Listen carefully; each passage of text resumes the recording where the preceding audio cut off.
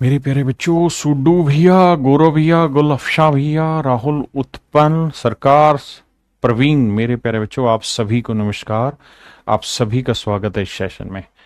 मेरे नन्हे मुन्ने बच्चे जल्दी से जुड़ जाइए, फिर आगे बढ़ें। मेरे प्यारे बच्चों, रेशियो एंड प्रोपोर्शन चल रहा है। आपको रोज का काम रोज खत्म करना है। बंगाल की धरती से माता से प्रणाम जी, प्रणाम है। तो आइए मेरे प्यारे बच्चों, आगे बढ़ते हैं। आइए, अब आते हैं मेरे प्यारे बच्चों टाइप 3 पे। टाइप 3 में क्या है कि जब आपको केवल दो ही नंबर देगा, जब मेरे नन्हे मुन्ने प्यारे बच्चों, जब आपको केवल दो ही नंबर देगा और फिर आपसे प्रपोर्शन पूछेगा। पहली टाइप में मैंने ए बी सी डी चारों देके रिलेशन समझाया। दूसरी टाइप में कहा कि चार में से कोई तीन देगा, चौथा गायब होगा। वो चौथे नंबर, चौथा गायब जो होगा वो पहले नंबर का भी हो सकता है, दूसरे का भी, तीसरे का भी, चौथा का भी। अब आ रहे हैं टाइप 3 में, जहां आपको नंबर ही दो देगा। जैसे पहला सवाल है कि भाई फर्स्ट प्रोपोर्शन बताओ, और दो नंबर आपको दे दिए, एक नंबर बी दे दिया और एक नंबर ए दे दिया। दो नंबर दे दिए, कहता फर्स्ट, सॉरी बी और सी, माफ करिए, कहता फर्स्ट प्रोपोर्शन बताओ, प्रथम समानुपात ज्ञात करिए। तो मेरे प्यारे बच्चों, जो ये प्रथम समानुपात है, इसका मतलब क्या वो समझिए। प्रथम समानुपात, यहां से लॉजिक समझा दो। आपको दो ही नंबर दे रखे हैं, बी और सी। मतलब फर्स्ट प्रोपोर्शन यानी कोई एक ऐसा नंबर है, एक्स मान लेते हैं, तो एक्स का जो रिलेशन बी के साथ होगा ना, वही रिलेशन बी का सी के साथ होगा। फर्स्ट प्रोपोर्शन का मतलब कि एक्स का बी से जो रिलेशन होगा, वही रिलेशन बी का सी के साथ होगा। हाँ है ना? तो अगर मेरे प्यारे बच्चों मुझे यहां से एक्स की वैल्यू निकालनी हो, तो आप जानते हैं नजदीक नजदीक वालों की गुना दूर दूर वालों की, इसकी इससे गुना, इसकी इससे गुना। तो एक्स इंटू सी और बी इंटू बी करेंगे बी स्क्वेयर। तो जो फर्स्ट प्रोपोर्शन होगा वो बी स्क्वेयर अपॉन सी होगा। हाँ जी, सवालों के थ्रू समझने की कोशिश करते हैं। आइए, कहता है 24 और 16 का फर्स्ट प्रोपोर्शन बताइए। तो मान लेते हैं फर्स्ट प्रोपोर्शन एक्स है, यानी एक्स का जो रिलेशन 24 के साथ है, एक्स का जो रिलेशन 24 के साथ है, वही रिलेशन मेरे प्यारे बच्चों 24 का 16 के साथ है। तो कहता है एक्स की वैल्यू बताओ। तो दूर दूर की गुना, एक्स गुना 16, नजदीक नजदीक की गुना, 24 गुना 24। 8 दूनी 16, 8 तिया 24, दो से काटा 12। एक्स की जो वैल्यू है मेरे प्यारे बच्चों क्या होगी, 36। And that is your answer. यानी जो फर्स्ट प्रोपोर्शन है वो आपका 36 होगा। बताइए, यहां ध्यान देंगे तो यानी कोई नंबर है एक्स, उसका जो रिलेशन इसके साथ होगा, एक्स का जो रिलेशन 2.4 के साथ होगा, वही रिलेशन मेरे प्यारे बच्चों 2.4 का 3.6 के साथ होगा। आपने कहा ठीक बात है, तो सिंपल कैलकुलेशन करनी है। तो बेटा इसकी इससे गुना और इसकी इससे गुना।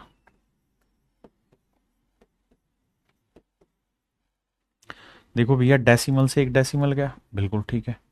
12 दूनी 24, 12 तिये 36, बिल्कुल ठीक है। तीन से काटेंगे, 3 आठे 24, 0.8 आया। 8 को 2 से गुना करेंगे तो 8 दूनी 16, 1.6। कैलकुलेशन है और महज मजाक, सवाल में कुछ है ही नहीं। कैलकुलेशन आप अपने हिसाब से कर लीजिए। अब आते हैं मेरे प्यारे बच्चों हम थर्ड प्रोपोर्शन पे।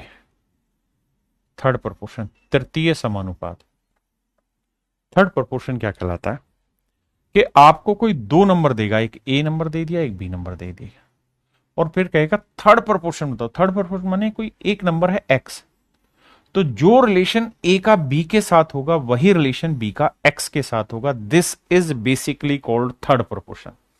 ये मेरे प्यारे बच्चों बेसिकली थर्ड प्रोपोर्शन कहलाता है। हाँ जी, यानी जो संबंध ए का बी से होगा, वही बी का किसी तीसरे के साथ होगा। तो कैलकुलेट करेंगे, नजदीक नजदीक दूर दूर। तो A X equal to B square. हाँ जी, यानी थर्ड प्रोपोर्शन की value B square upon A होगी। मतलब सेकेंड नंबर का वर्क करके फर्स्ट से डिवाइड कर दोगे तो आपका थर्ड प्रोपोर्शन आएगा। आइए, तो कह रहा है 16 और 36 का थर्ड प्रपोर्शन बताइए, मतलब 16 का जो अनुपात 36 से है वैसे ही एक अनुपात 36 का किसी थर्ड नंबर से, लेट से एक्स से। तो भैया 16 को एक्स से किया और 36 को 36 से किया। 4 चौक 16, 4 नीम 36, 4 एकम 4, 4 नीम 36।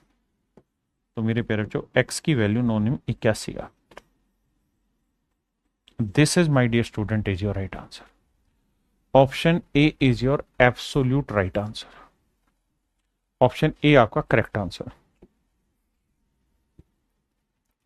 कहता है थर्ड प्रोपोर्शन बताइए, मतलब 0.8 का जो संबंध 0.2 से है वैसा ही रिलेशन 0.2 का किसी थर्ड नंबर से।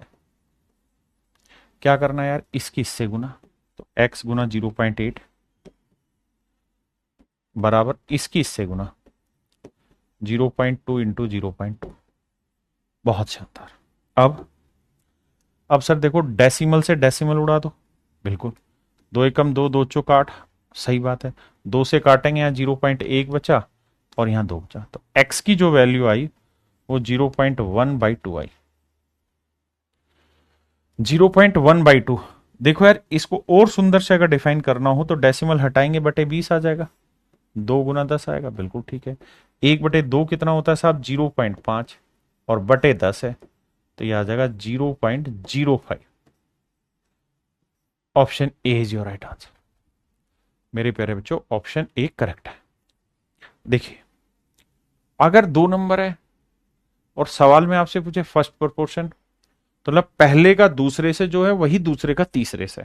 अगर पूछे थर्ड प्रोपोर्शन तो मतलब जो पहले का दूसरे से वही दूसरे का तीसरे से। हाँ जी बताइए। कह रहा है जी थर्ड प्रोपोर्शन बताओ, तो मेरे प्यारे बच्चों अभी बताया थर्ड प्रोपोर्शन में क्या होना है, जो दूसरा नंबर है भाई पहले का दूसरे से जो रिलेशन है वही बेसिकली दूसरे का किसी थर्ड से होगा। तो कैलकुलेट करते वक्त बी स्क्वेयर अपॉन ए चला जाता है, यानी दूसरे नंबर का स्क्वेयर। तो एक्स माइनस वाई का स्क्वेयर अपॉन में ए यानी x square minus y square. अब मेरे बेटा ये आया एक्स माइनस वाई का होल स्क्वेयर, ये बना a square minus b square का क्या formula, a minus b into a plus b. इससे ये उड़ा दिया तो बचा x minus y upon x plus Y.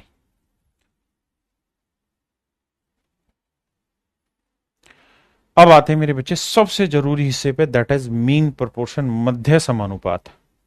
मध्य समानुपात का मतलब होता है कि अगर कोई दो नंबर है ए और बी, तो इनके बिल्कुल बीचों बीच कोई एक ऐसा नंबर है जो दोनों को प्रोपोर्शनेट कर रहा है, मतलब जो ए का एक्स के साथ रिलेशन बनेगा वैसा ही रिलेशन एक्स का बी के साथ बनेगा। तो मेरे नन्हे मुन्ने बच्चों होगा क्या कि x into x x square आएगा और ए इंटू बी ए भी आएगा। और जो पिछले वाला सवाल है ना, इसमें हम चाहें तो यहाँ एक्स और वाई की वैल्यू भी रख सकते हैं। मैंने वैल्यू इसलिए नहीं रखी क्योंकि मुझे सिंपल डाटा लगा, खटाक से मन में वैसे ही दिखाई दे गया था A square minus B square cut के आंसर है। आप रखना चाहें कर लें। तो एक्स की जो वैल्यू होगी वो क्या होगा, दोनों नंबर के प्रोडक्ट का स्क्वायर रूट। मतलब ये हुआ मेरे नन्हे मुन्ने बच्चे कि जो मीन प्रोपोर्शन होता है वो दो नंबर के प्रोडक्ट का स्क्वायर रूट होता है, दो नंबर के प्रोडक्ट का स्क्वायर रूट होता है।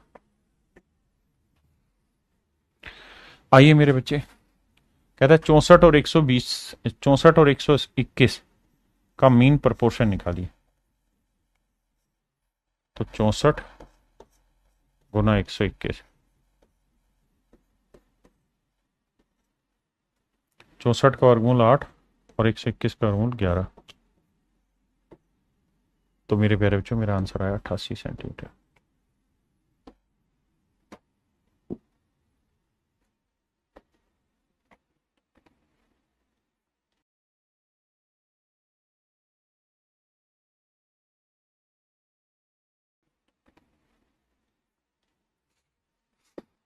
देखिए मेरे प्यारे बच्चों मीन प्रोपोर्शन क्या होगा, 0.049 गुना 0.9 अब जरा ध्यान देना है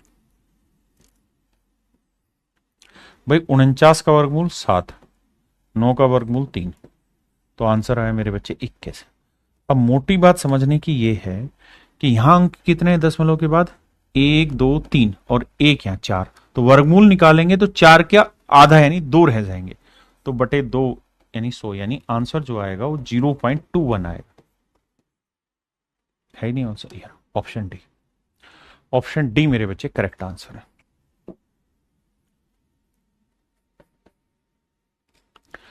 कह रहा है 45 और एक निश्चित संख्या का मध्यानुपाती। देखना मेरे भाई 45, सवाल पढ़ो पहले एक बार आप, फिर मैं समझाता हूं।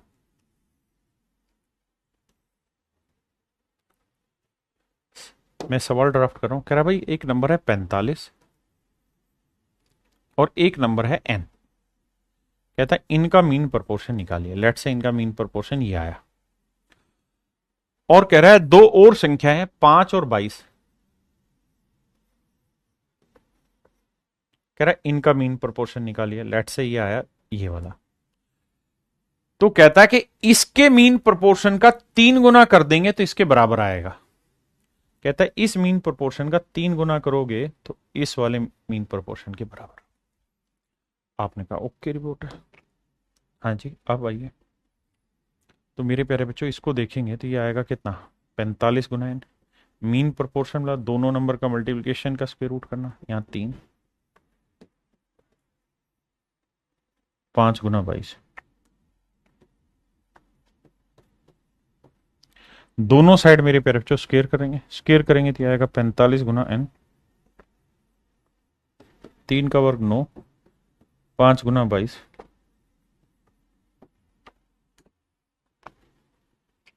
देखो 5 नीम 45 से 45 गया तो मेरे प्यारे बच्चों n की जो वैल्यू निकल के आई वो 22 है।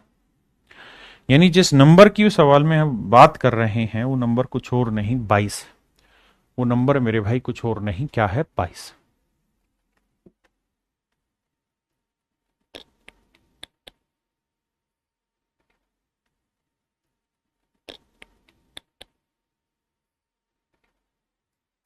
पहली लाइन पे फोकस करते हैं। सवाल में कह रहा है P Q R and S R proportional. कहता है P Q R S proportional है। अगर मेरे बच्चे P Q R S proportional है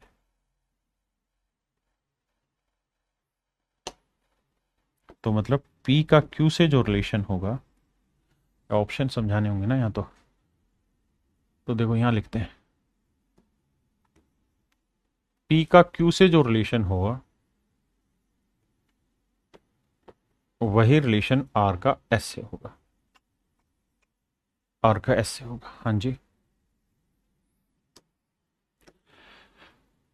अब हमसे सवाल में कह रहा है तो भाई फिर मीन प्रोपोर्शन बताओ किसका, p square plus r square का और q square plus s square. बहुत मेरे नन्हे मुन्ने बच्चों, आप इसे रियल भी कर सकते हैं कैलकुलेशन, अदरवाइज सबसे आसान तरीका है और उस तरीके का नाम है क्या, वैल्यू पुटिंग। आपने अलजेब्रा पढ़ा हुआ होगा, अलजेब्रा की चीजें याद होंगी कि हम वैल्यू पुट कर सकते हैं जहां जहां वेरिएबल हो। तो यहां उठा के हमने वेरिएबल में वैल्यू पुट कर ली। क्या वैल्यू रखें भाई, मुझे इन दोनों का रेशियो सेम लाना है तो इसे मैं 2:3 ले लेता हूं। तो यहां ऐसे नंबर लो जिनका रेशियो 2-3 ही रहे, तो मैं 4 और 6 ले देता हूं, डबल ही कर देता हूं क्योंकि कैलकुलेशन मुझे ही तो करनी है। ध्यान से देखोगे ये 2-3 है, ये भी 2-3, यानी बराबर ही तो आ गए। आपने कहा ठीक है, अब वैल्यू रखते हैं। मेरे प्यारे बच्चों पी की वैल्यू 2, 2 का वर्ग 4, आर की वैल्यू 4, 4 का वर्ग 16, 16 और 4 20। हाँ जी, क्यू की वैल्यू है मेरे बच्चे 3, 3 का वर्ग 9, एस की वैल्यू 6, 6 का वर्ग 36, 36 और 9 45। हाँ जी, अरे हाँ है ना मेरे प्यारे बच्चों। अब कह रहे हैं इन दोनों नंबर का मीन प्रोपोर्शन बताइए। तो भाई दो नंबर का मीन प्रोपोर्शन निकालना है तो 20 गुना 45। बहुत सारे बच्चे कहेंगे 45 दूनी 90, ये हुआ मीन प्रोपोर्शन। 900, 900 का वर्गमूल निकालेंगे मेरे भाई आएगा 30। बहुत सारे बच्चे कहेंगे आपने वैल्यू क्यों मान ली, मेरे प्यारे बच्चों, आप अपनी तरफ से भी जो वैल्यू मानना चाहते हैं उस वैल्यू के अनुसार कर लीजिए, वो भी तरीका बेस्ट है, उससे भी आपको दिक्कत नहीं आएगी दूर दूर तक। You can let any value what ever you want, है ना, बस रेशियो सेम होना चाहिए। अब हमें ये देखना कि किस ऑप्शन में सेट हो रहा है 30। देखते हैं भाई, यहां P इंटू आर कह रहा है, देखो P इंटू आर, तो 2 चौक 8, और Q इंटू एस, 3 6 18। ये तो मतलब ही नहीं कि 10 आ जाए, हटाओ, ये तो नहीं देगा, ये नहीं देगा भैया। इस पे आते P बाई क्यू, अरे ये 2/3 है, एस बाई आर ये 6/4 है, मतलब नहीं कि 30 आ जाए, इनके स्क्वायर पे भी 30 नहीं आएगा। अब यहां P into Q, P into Q करेंगे तो 2 को 3 से गुना किया मेरे बच्चे 6 आया। फिर है R इंटू एस, 4 को 6 से गुना किया 24, देखो क्या 30 आ रहा है, हाँ सर 6 और 24 30 आ रहा है। तो मेरे नन्हे मुन्ने प्यारे प्यारे बच्चों, ऑप्शन बी आपका करेक्ट आंसर। अब मेरे प्यारे बच्चों हम टाइप 4 पे चल रहे हैं। टाइप 4 में क्या है कि जो हमने थर्ड प्रोपोर्शन सीखा, first proportion, second proportion, mean proportion, उन्हीं को मिक्स करा जाए सवालों को तो कैसे सवाल आते हैं उन पे बात हो रही है। आई करिए।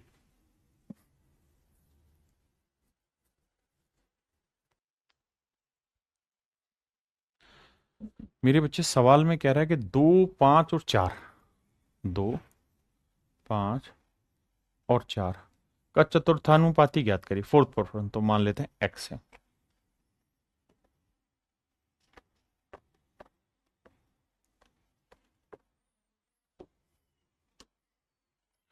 देखिए मेरे बच्चे, 2 को x से गुना करेंगे, 5 को 4 से, तो 2 इंटू एक्स बराबर 5 इंटू 4। आपने कहा रेड डाटा सेट है, 5 दूनी 10, तो x की वैल्यू आएगी 10, यानी जो फोर्थ प्रोपोर्शन है उसकी वैल्यू आ गई 10। अब यहां तक की कहानी मैंने आपको बता दी। अब अगली लाइन में कह रहा है और 2.5 और 0.16 का माध्यानुपात ज्ञात करिए, मीन प्रोपोर्शन ज्ञात करिए। तो मीन प्रोपोर्शन क्या होता है कि भाई दोनों नंबर का मल्टीप्लीकेशन करो और उनका स्क्वायर रूट कर दो मल्टीप्लीकेशन।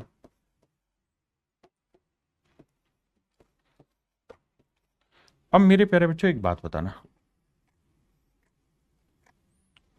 क्या कि देखो यार, 25 का वर्गमूल हुआ 5 और 16 का वर्गमूल हुआ 4, बिल्कुल ठीक है, 25 का 5, 16 का 4, 5 चौक 20 आया। यहां 1 2 3 और एक 4, 4 जीरो है नीचे, तो वर्गमूल निकालोगे तो 2 जीरो आएगी नीचे, इससे एक कटा, तो आंसर आया 0.2। तो अब भाई मुझसे कह रहा है कि इनका अनुपात ज्ञात करिए, फोर्थ प्रोपोर्शन का और मीन प्रोपोर्शन का रेशियो निकालिए। तो फोर्थ प्रोपोर्शन जो निकल के आया वो 10 आया, और मीन प्रोपोर्शन जो निकल के आया वो आया 2/10 या 0.2। 2 एकम 2, 2 5 10, बिल्कुल ठीक है। 5 को इससे गुना करेंगे 10 से, तो 50 अनुपात 1। तो आंसर जो आया मेरे भाई, मेरे बच्चे, मेरे प्यारे प्यारे शेरों, वो आया 50 अनुपात 1। तो ये मेरा राइट आंसर हो। उसने पूछा कि इसका तो फोर्थ प्रोपोर्शन, उसका मीन प्रोपोर्शन, और फिर रेशियो निकालो।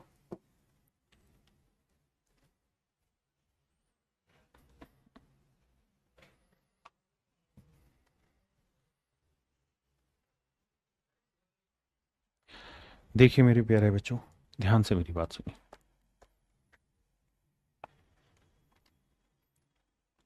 सवाल में कह रहा है कि find the ratio between the third proportion of 2 and 3। 2 और 3 का थर्ड प्रोपोर्शन निकालना। अब आप एक बात तो जानते हैं कि थर्ड प्रोपोर्शन निकालना हो और 2 नंबर दे रखे हैं, तो दूसरे नंबर का वर्ग करो और पहले नंबर से भाग। नहीं तो फिर ऐसे लिखोगे, भाई थर्ड प्रोपोर्शन कोई नंबर होगा x, तो जो रिलेशन 2 का 3 से होगा वैसा ही रिलेशन मेरे प्यारे बच्चों 3 का x से होगा। हाँ जी, बिल्कुल ठीक है।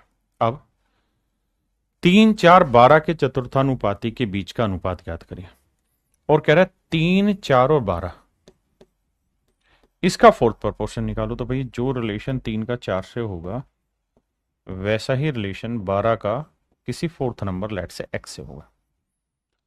तो भैया 3 गुना एक्स, दूर दूर वाले गुना नजदीक नजदीक की, 4 गुना 12, 3 चौक 12, 4 चौक 16, तो एक्स की वैल्यू आई 16।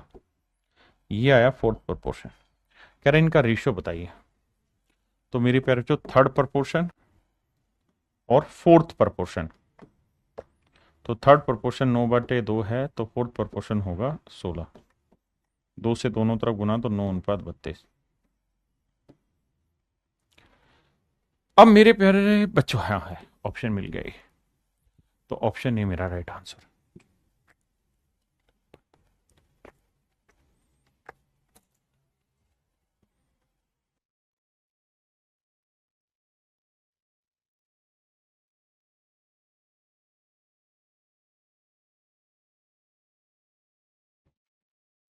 देखिए मेरे भाई सवाल में कह रहा है 12, 18 और 6 का चतुर्थानुपाती ज्ञात करिए। 12, 18 और 6 का फोर्थ प्रोपोर्शन निकालना है। तो भैया फोर्थ प्रोपोर्शन लेट से एक्स है, तो मेरे बच्चे 12 गुना एक्स बराबर 18 गुना 6, तो 6 दूनी 12, दूनी 18, तो एक्स की वैल्यू आ गई 9। यानी फोर्थ प्रोपोर्शन मेरे प्यारे बच्चों आ गया आपका 9। कह रहा है 4 और के का तृतीय अनुपात निकालिए। 4 और के का थर्ड प्रोपोर्शन निकालिए। आपने कहा ठीक है। तो मेरे प्यारे बच्चों जब 2 नंबर दे रखे हो तो थर्ड प्रोपोर्शन निकालने का क्या फंडा होता है, सेकंड का स्क्वायर करना और फर्स्ट से divide. 4:k, k is to x, तो k स्क्वायर 4x, तो फोर्थ प्रोपोर्शन ये आएगा। अब कह रहा है दोनों बराबर है, तो फोर्थ प्रोपोर्शन और थर्ड प्रोपोर्शन दोनों इक्वल है, तो फोर्थ प्रोपोर्शन 9 था इन वाले डाटा का, और दूसरे वाले डाटा का थर्ड प्रोपोर्शन k स्क्वायर बटे 4 है। 9 चौक 36 गुना करेंगे, k स्क्वायर बराबर 36, तो k की वैल्यू आई 6। तो मेरे प्यारे प्यारे बच्चों मेरा आंसर जो आएगा वो 6 आएगा। कह रहा है k का मान ज्ञात करिए, तो k का मान होगा 6। k का मान होगा मेरे भाई 6।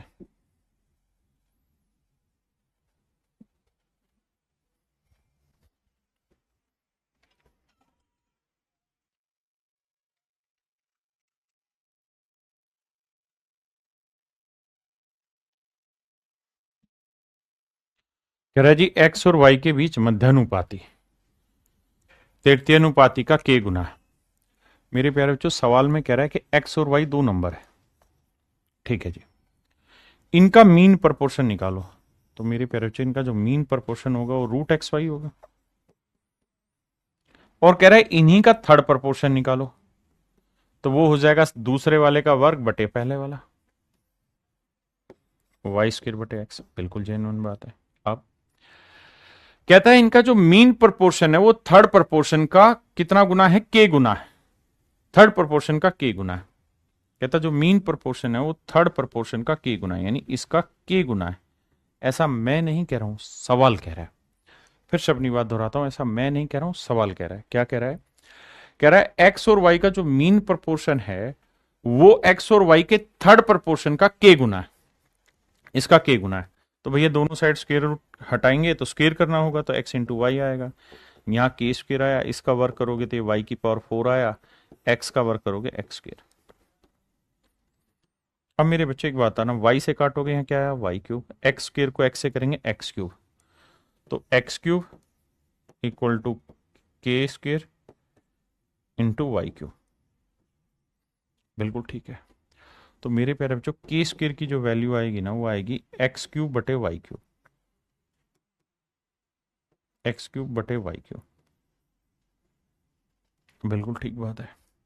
मुझे वैल्यू किसकी निकालनी है, के की। मुझे वैल्यू निकालनी मेरे बच्चे के की। ये है के स्क्वायर। तो मेरे बच्चे जब ये स्क्वायर इधर आएगा तो स्क्वायर रूट हो जाएगा, तो ये हो जाएगा एक्स की पावर 3/2 बटे वाई की पावर 3/2। तो और हम इसे चाहें तो लिख सकते हैं एक्स बटे वाई की पावर 3/2। और हमसे यही पूछा कि भाई के की वैल्यू क्या होगी, तो के की वैल्यू हो जाएगी एक्स बटे वाई की पावर 3/2। अच्छा एक्स बटे वाई की वैल्यू पूछी, मैं उल्टा कर गया, सॉरी। आओ भाई, तो एक्स बटे वाई की वैल्यू पूछी, तो एक्स और वाई का क्यूब हो गया, और ये है के स्क्वायर। तो मेरे बच्चे एक्स बटे वाई क्या होगा, दोनों साइड क्यूब रूट करेंगे तो ये आ जाएगा k की power 2/3। Power shorts and essays में आपने ये चीजें समझी है। क्या समझिए कि सर जब भी यहां से पावर शिफ्ट होगी तो इधर बटे में रहती है पावर 2/3 आएगी। हाँ जी, तो ये जो वैल्यू आई मेरे प्यारे बच्चों k की पावर 2/3 आ गई। Option C is your correct answer.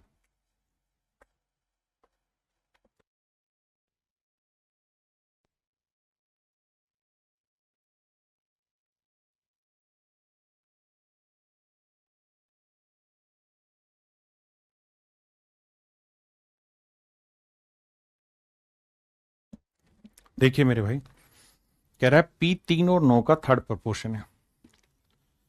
3 और 9 का थर्ड प्रोपोर्शन है P, तो P की जो वैल्यू होगी वो होगी मेरे प्यारे बच्चों 9 का वर्ग बटे 3, 27।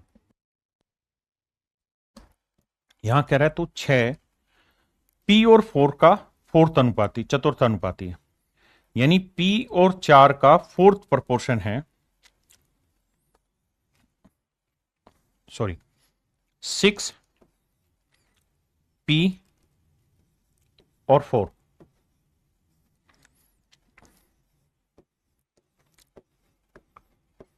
का फोर्थ प्रोपोर्शन क्या होगा, लेट से x।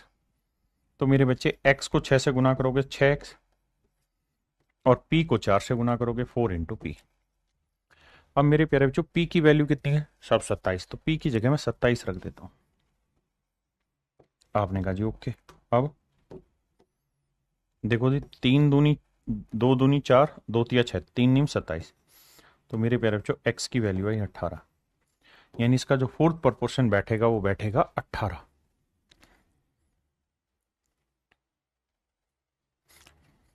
कहता है इन दोनों का मीन प्रोपोर्शन निकालो, तो मीन प्रोपोर्शन हो जाएगा मेरे बच्चे 10.8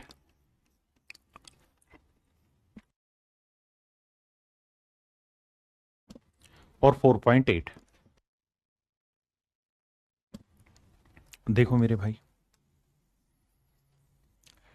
देखो ये तो तय है कि एक और एक 2 दशमलव है, तो आंसर में 1 जीरो आएगी बटे में, यानी 1 डेसिमल आएगा। दूसरा ब्रेक करें तो 12 निम में 108, इसे लिखेंगे 12 गुना 9, 48 को लिखेंगे 12 गुना 4।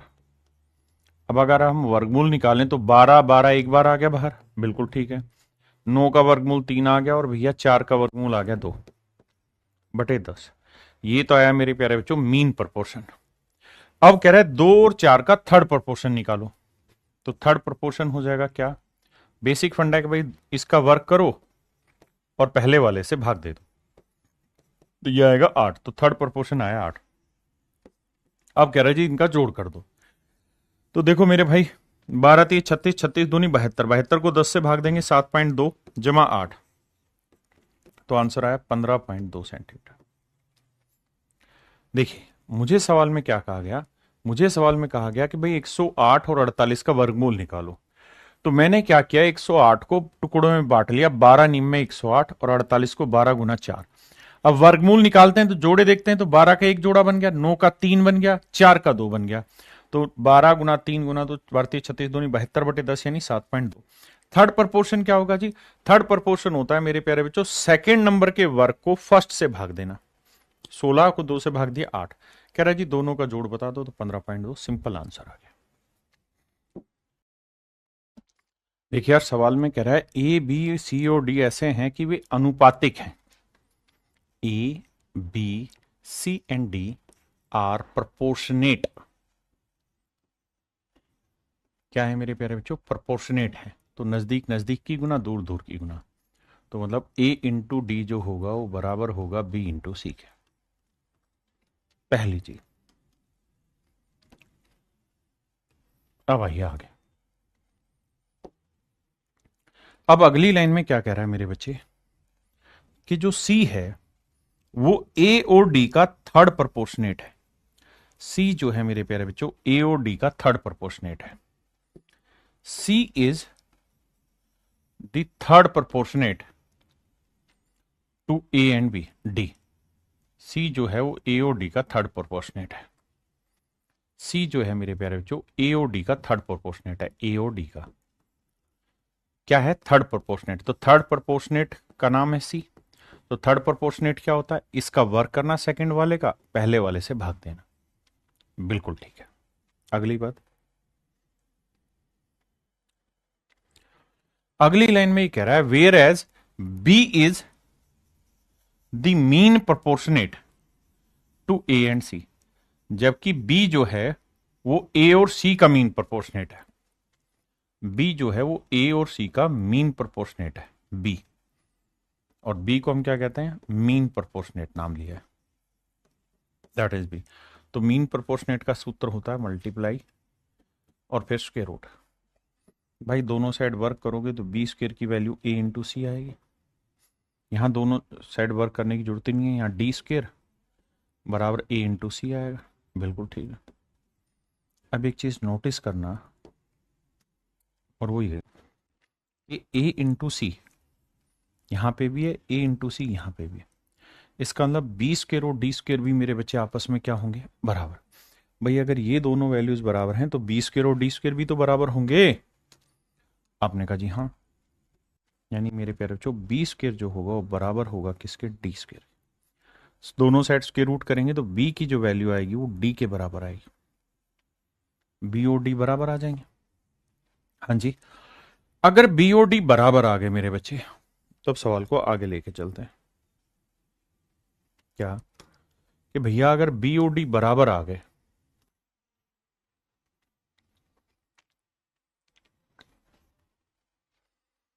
तो बी और डी अगर बराबर हैं, बी और डी मेरे प्यारे बच्चों अगर बराबर हैं तो ये कट गए, क्योंकि बी और डी तो बराबर है। कट गए तो इसका मतलब ए और सी क्या है, बराबर है। तो आपने देखा कि ए और सी भी बराबर हैं, बी और डी भी मेरे प्यारे बच्चों बराबर है। बी और डी भी बराबर हैं, ए और सी भी बराबर है। बी और डी भी बराबर हैं और ए और सी भी मेरे प्यारे बच्चों आपस में बराबर। आराम से सिर्फ इतनी बात को समझो, फिर आगे बताऊंगा कि भैया ए और सी भी आपस में बराबर है, बी और डी भी आपस में बराबर है। तो ऑप्शन से चलते हैं। ये वाला ऑप्शन तो वैसे ही कट गया, यहां कह रहा है बड़ा छोटा, गलत। ये नन ऑफ दीज ने, ये पहले ऑप्शन पे आओगे तो आपको पता चलेगा कि चारों की चारों वैल्यूज आपस में बराबर है। अगर आपको दिक्कत है तो ये बताओ ए और सी दोनों बराबर है, तो मैं सी की जगह ए रखूंगा तो ए स्क्वायर बराबर बी स्क्वायर, यानी ए बी के बराबर आ गया। हाँ है ना। तो जब ए बी के बराबर है तो डी के बराबर होगा, यानी ए बराबर होगा बी के भी बराबर होगा सी के बराबर डी, यानी ऑप्शन ए करेक्ट आंसर।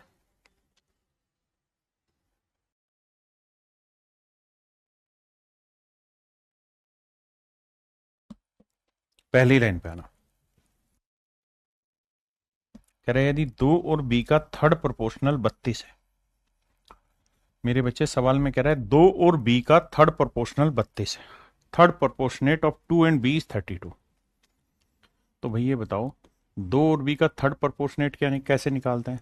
तो सर सेकंड नंबर का स्क्वायर करते हैं और फर्स्ट से डिवाइड करते हैं, और ये किसके बराबर है, 32 के। तो मेरे प्यारे बच्चों यहां से सोल्व करोगे तो बी स्क्वायर बराबर 64, तो बी की वैल्यू कितनी आ गई जी, 8। इसका अर्थ यहां से ये समझ में आया कि भैया बी की वैल्यू 8 है। अब अगली लाइन में क्या कह रहा है, अगली लाइन में कह रहा है बी और डी का मीन प्रोपोर्शन, बी और डी का मीन प्रोपोर्शन कहता है बी और डी का मीन प्रोपोर्शन जो है वो बी और डी का मध्य बी और डी का मध्य समानुपाती ज्ञात करें। अच्छा, जहां डी, अच्छा कहता है इसका मीन प्रोपोर्शनेट निकालिए। तो मीन प्रोपोर्शनेट क्या होगा, square root of b into d. ये मेरे प्यारे बच्चों हमसे पूछा हुआ है, ठीक है। अब आगे आते हैं,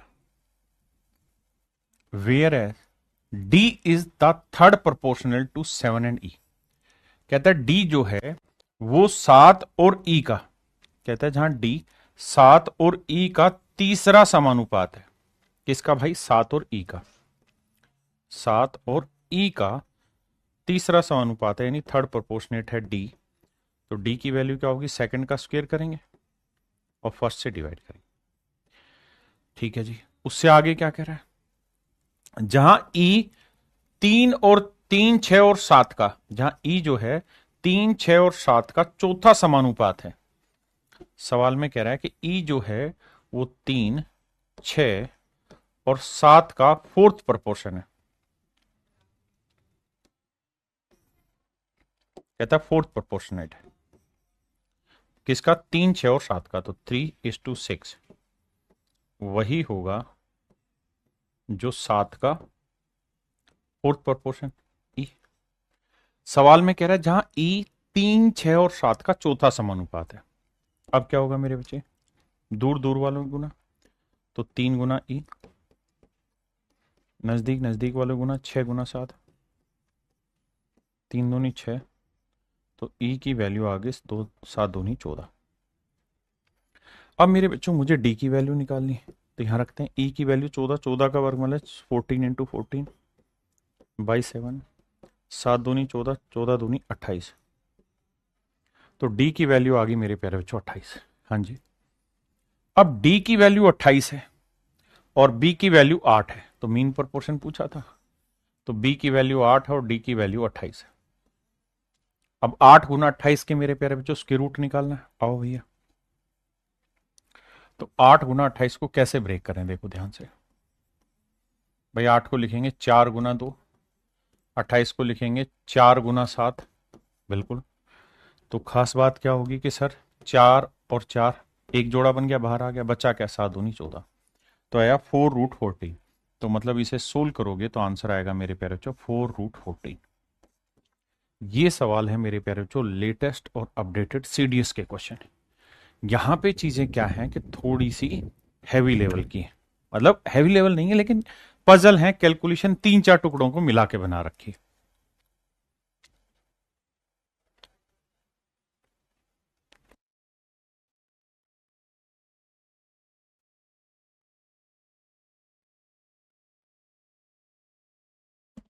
देखिए मेरे बच्चे, सवाल में कह रहा है एक्स और वाई का मध्यानुपाती इनके तृतीय अनुपाती का 3 गुना है। कहता भाई 2 नंबर है एक्स और वाई, इनका जो मीन प्रोपोर्शन है वो इनके थर्ड प्रोपोर्शन का 3 गुना है। ऐसा मैं नहीं, सवाल कह रहा है।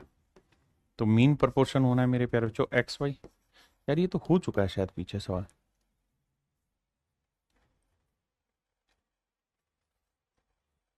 अच्छा, वो 3 गुना नहीं, यहाँ गड़बड़ है, इजेंट टाइम्स यहाँ गड़बड़ है, यहाँ गड़बड़ है।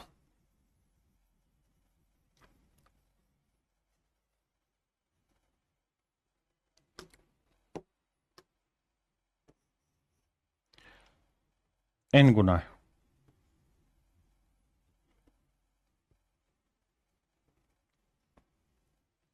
सॉरी। सवाल में कह रहा है कि भैया मीन प्रोपोर्शन जो है वो थर्ड प्रोपोर्शन का क्या है? एन गुना है। ऐसा मैं नहीं, सवाल कह रहा। अब आते हैं आगे। तो देखो मेरे बच्चे, एक्स और वाई का मीन प्रोपोर्शन ये है into n equal to n. Third proportion क्या होगा? सेकंड का स्क्वायर बटे फर्स्ट, वाई स्क्वायर बटे फर्स्ट। तो कह रहा है कि x इज टू वाई का रेशियो क्या होगा? x इज टू वाई का मतलब बना x बटे वाई की वैल्यू क्या होगी, या x इज टू वाई की वैल्यू। तो करें क्या भाई, दोनों साइड होल स्क्वायर करेंगे तो आएगा एक्स वाई, ये एन स्क्वायर, और ये होगा y की पावर 4 बटे एक्स स्क्वायर। हाँ वही सवाल है जो पीछे किया हमने। इससे काटोगे तो ये बन जाएगा एक्स क्यूब बटे y cube equal to n square. तो मेरे प्यारे बच्चों x बटे वाई की वैल्यू जानते हो क्या आएगा? n की पावर 2/3, और बटे कुछ नहीं तो क्या है 1, तो n रेज टू पावर 2/3:1 मेरा राइट आंसर होगा। पीछे जो एक सवाल किया है ना अभी, सेम वैसा ही सवाल है। अब आते हैं मेरे प्यारे बच्चों टाइप 5 पे। ये वो टाइप है जिसने एग्जाम में आते ही तहलका मचा दिया, और तहलका इतना बड़ा मचाया कि एक ही बार में सारे क्वेश्चन देने स्टार्ट कर दिए। एक ही सेट में 2-2, 3-3 सवाल आपको मिलने लग गए इसके। तो क्या करें? क्या है सर एडिशन एंड सब्ट्रैक्शन? उसने कहा कि भाई 4 नंबर है ए बी सी और डी। ठीक है साहब, क्या है भाई? चारों के चारों जो नंबर हैं वो प्रोपोर्शन में नहीं, लेकिन इन चारों नंबर में से कुछ कुछ मतलब एक सर्टेन नंबर घटा दें, लेट से एक्स घटा दें, तो ये हो जाएगा A minus X, B minus X, C minus X और डी माइनस एक्स। तो कह रहा अब ये सारे के सारे नंबर प्रोपोर्शन में हो जाते हैं, यानी जो इसका इससे रेशियो होगा वही रेशियो इसका इससे हो जाएगा। कह रहा है कि अगर आप ऐसा कर देंगे तो इस सबको सेम प्रोपोर्शन हो जाएगा। तो यही पूछेगा आपसे कि भाई क्या घटा दिया जाए या क्या जोड़ दिया जाए कि ये सेम प्रोपोर्शन में आ जाए। आइए भाई पहला सवाल, पहले इसे डिटेल समझाता हूं, फिर अगला इसी का मैं शॉर्ट में आपसे डिस्कशन करूं। देखो मेरे बच्चे, कह रहा भैया नंबर है क्या 6 8 12 भी।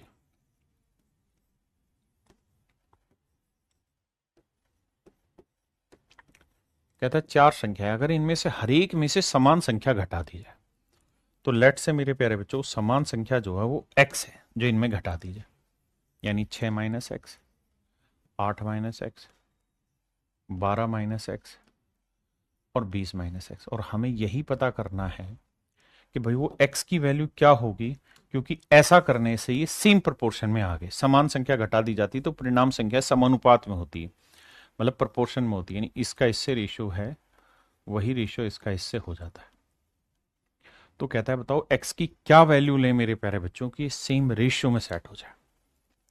हाँ जी, अब क्या करें जी, अब हमें एक काम करना चाहिए यहाँ इन डिटेल। तो पहले डिटेल ही समझाता हूँ कि इसको इससे गुना करो, इसको इससे,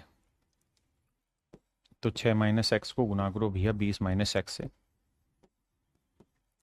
और नजदीक नजदीक की गुना करो 8 माइनस एक्स गुना 12 माइनस एक्स।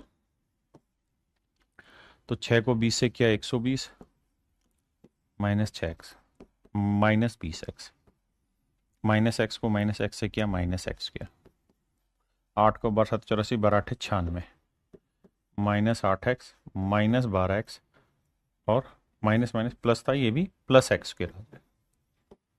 अब जब बेटा कैलकुलेशन सेट करोगे तो एक्स स्क्वायर से एक्स स्क्वायर कटा, यह आया 120 माइनस 26x और यह आया 96 माइनस 20x। तो मेरे बच्चों करो क्या, 20 को इधर लाओगे प्लस का होगा तो बचेगा माइनस 6x, और इसको उधर लेके जाओगे तो बचेगा माइनस 24। कट पिटा के मेरे प्यारे बच्चों x की वैल्यू आएगी 4। यानी 4 वो संख्या है जिसे अगर हम 6 8 12 20 से घटा दें, 4 वो संख्या है जिसे अगर हम 6 8 12 20 से घटा देते हैं, 6 8 12 20 से अगर हम घटा देते हैं तो मेरे प्यारे बच्चों जो रेशियो बनेगा वो प्रोपोर्शन में बन जाएगा, यानी समान अनुपात में बन जाएगा मेरे प्यारे बच्चों। ये है डिटेल इसका।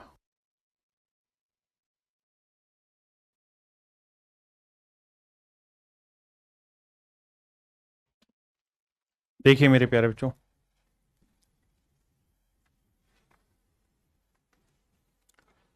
देखो मेरे भाई सवाल में किया क्या जाए। अब अगर हम बात करें शॉर्ट की कि भाई शॉर्ट में कैलकुलेशन कैसे होनी है, तो अगर आप थोड़ा सा दिमाग दौड़ाएंगे तो हो क्या रहा है, ऐसा हर एक सवाल में होना है। वो ये रहा है मेरे बच्चे कि जब भी आप इन्हें गुना करेंगे तो दूर दूर वाले की गुना हो रही होगी 20 छिंगे 120 और 20 और 6 26, नजदीक नजदीक वालों की 12 7 12 8 96 और 12 और 8 20। हमेशा यही फंडा होगा, यानी इस चीज को अगर हम डिटेल में भी करें तो ये सब करने की जरूरत नहीं है, ऐसा मानने की जरूरत नहीं। सिंपल एक फंडा मानना है कि भाई 6 को 20 से गुना किया 120 माइनस 20 और 6 26, यहां 8 को 12 से गुना किया 96, 8 और 12 20। बिल्कुल ठीक है जी। अब मेरे प्यारे बच्चों 20 इधर लाए तो 26 में 20 गया 6x आया, और 120 और 96 का डिफरेंस लिया, यानी एक सीधी सीधी कलम चला सकते हैं यहां समझने वाले बच्चे के लिए। और वो कलम ये चला सकते हैं कि सर हम पेपर में डायरेक्ट एक काम कर सकते हैं, और वो काम ये कि दूर दूर वाले की गुना करो 20 छिके 120, नजदीक नजदीक वाले की गुना करो 12 और 8 20, ना 12 7 84 12 8 96। मैं फिर से अपनी बात दोहराता हूं, भाई दूर दूर वाले की गुना करो कर दीजिए, नजदीक नजदीक वाले की गुना करो कर दीजिए।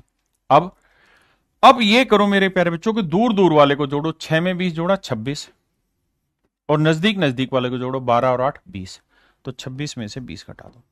और ये ध्यान देना कि बड़े में से ही छोटा घटा रहे होते हैं, यानी हम डिफरेंस ले रहे होते हैं। क्या ले रहे होते हैं मेरे प्यारे बच्चों, डिफरेंस ही ले रहे होते हैं और कुछ नहीं। तो 120 में से 96 घटाएंगे 24 बचा मेरे बच्चे, और 26 में से 20 घटाएंगे तो बचा 6, 6 से काटेंगे तो आंसर आएगा 4। यानी वो संख्या कुछ और नहीं 4 होगी। वो संख्या मेरे प्यारे बच्चों कुछ और नहीं क्या हो जाएगी, 4 हो जाएगी। यानी जो काम आप डिटेल में कर रहे हो ना एक्स मान के, वही काम कर रहे हैं हम शॉर्ट में भी, कुछ नया काम नहीं कर रहे, बस उसी को तरीके से करने की कोशिश कर रहे हैं। हाँ जी, अब एक तरीका और भी सिखा रहा हूं, जो सीख पा रहे वो सीखने की कोशिश करना। 6, 8, 12, 20। मैं क्या कर रहा हूं, इन दोनों का डिफरेंस निकालो, कितना आया साहब, 2। इन दोनों का डिफरेंस निकालो, कितना आया साहब, 8। रेशियो ले लो, 2 एकम 2, 2 चौक 8 ले लिया। अब ध्यान देना, पहले डिफरेंस ले लिया, अब इस 4 को गुना करना है इस 6 से, इसके पहले से, और इस 1 को गुना करना है इस वाले सेट के पहले से। तो 4 को 6 से गुना किया 24, और 1 को 12 से गुना किया 12। अब इनका डिफरेंस लेना है। मैं फिर अपनी बात दोहरा दूं, मैं बात डिफरेंस की कर रहा हूं, किसी और चीज की नहीं। अब 4 माइनस 1 कर दें, यानी इन दोनों का डिफरेंस लेना है। क्या लेना है मेरे भाई, डिफरेंस। तो 24 में 12 गया 12, और 4 में गया 3, 3 चौक 12। तो आंसर आया मेरे प्यारे बच्चों 4। तो option C is your right answer. तो मेरे नन्हे मुन्ने प्यारे बच्चों, option C is your right answer. अगले पे आओ। कितने बच्चे इस पॉइंट को समझ गए, एक बार जल्दी से कमेंट करें, जो मैंने पॉइंट बताया आपको। ये मैं अगले वाले सवाल को डिटेल भी समझा दूंगा और फिर शॉर्ट भी समझा दूंगा। आप जल्दी से कमेंट करो कि समझ कितने गए। जैसे यहां कह रहा है कौन सी संख्या जोड़ दी जाए, तो मुझे डिटेल लेना होगा। तो भैया नंबर है 6, 7, 15 और 17। ठीक है जी। अब कह रहा है कि क्या जोड़ दिया जाए, तो लेट से x जोड़ दिया जाए। तो ये हो गया 6 जमा एक्स, ये 7 जमा एक्स, ये 15 जमा एक्स, ये 17 जमा एक्स।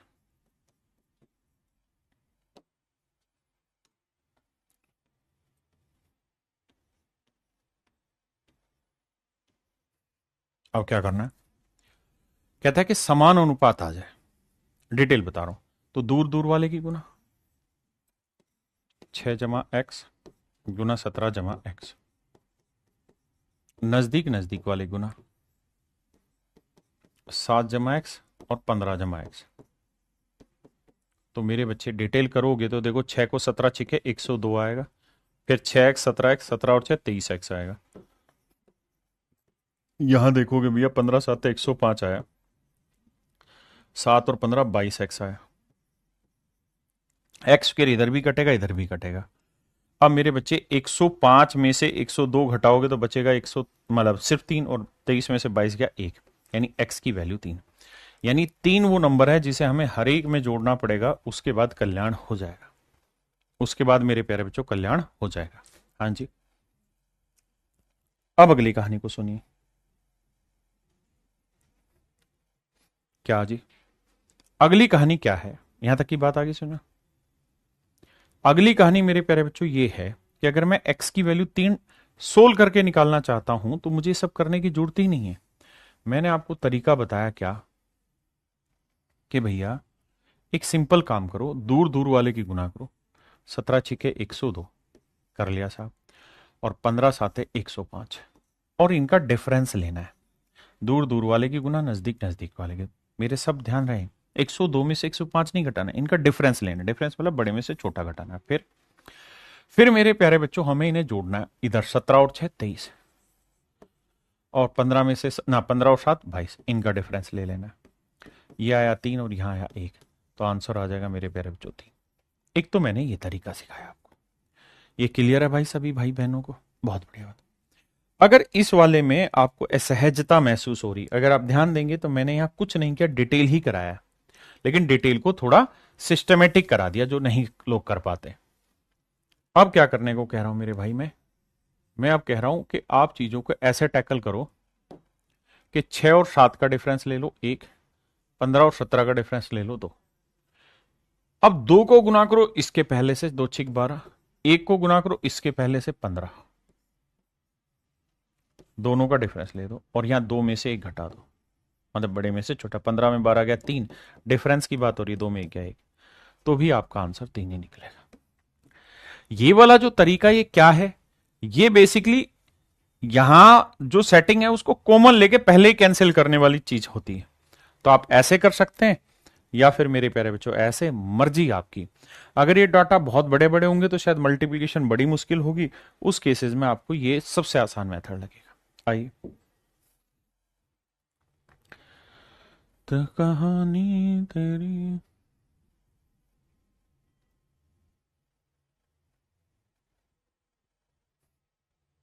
करिए भाई।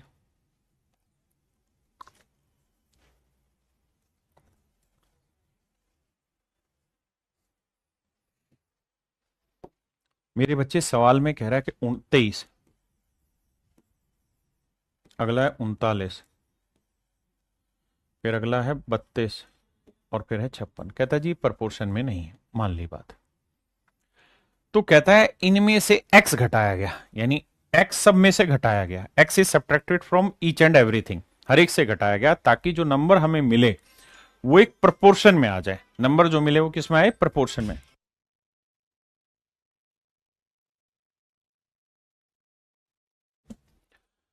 अब जरा ध्यान देना मेरे प्यारे बच्चों, क्या किया जाए? किया ये जाए मेरे प्यारे बच्चों कि मुझे शॉर्टकट करना है, तो 23 और 39 का डिफरेंस बड़ा आ रहा है, 16 आया है ना। 6 3 9 2 1 3, ठीक है। और यहाँ डिफरेंस क्या है? 32 और इसका, 6 में 2 गया 4, 5 में 3 गया 2, 24। यही आया ना भाई, 4 2 6 3 2 डिफरेंस आया। रेशियो ले लो, 8 दूनी 16, 8 3 24। कैलकुलेशन शायद आप समझ पाए कि आसान हो जाएगी। अब मेरे दोस्त करना ये है कि 3 को गुना करो 23 से, तो 23 3 69। ध्यान देना डिफरेंस चाहिए मुझे। 2 को करो 32 से, 32 दूनी 64 बटे 3 माइनस 2 करो, तो यह आया 5, यह आया 1। यानी वो नंबर कुछ और नहीं 5 है। यानी 5 वो ऐसा नंबर है, यानी x की वैल्यू 5 आ गई। 5 एक ऐसा नंबर है जो इनमें से घटाने के बाद ये सेम प्रोपोर्शन में आ जाएंगे। 5 घटाने के बाद मेरे प्यारे बच्चों सेम प्रोपोर्शन में सेट हो जाएंगे। अब कह रहा है कि भाई बताओ इसमें क्या रखें कि सेट हो जाए। कहता है इनका मीन प्रोपोर्शन बताओ। तो 5 और 4 9, और 5 थी 15 और 1 16। तो कह रहा है 9 और 16 का मीन प्रोपोर्शन। तो मीन प्रोपोर्शन का सूत्र होता है भैया, दोनों नंबर ले लो, उनका प्रोडक्ट कर दो, 9 गुना 16 और स्क्वायर रूट कर दो। 16 में 144 का आया 12, तो आंसर आया 12, option D. Option D is your right answer my dear.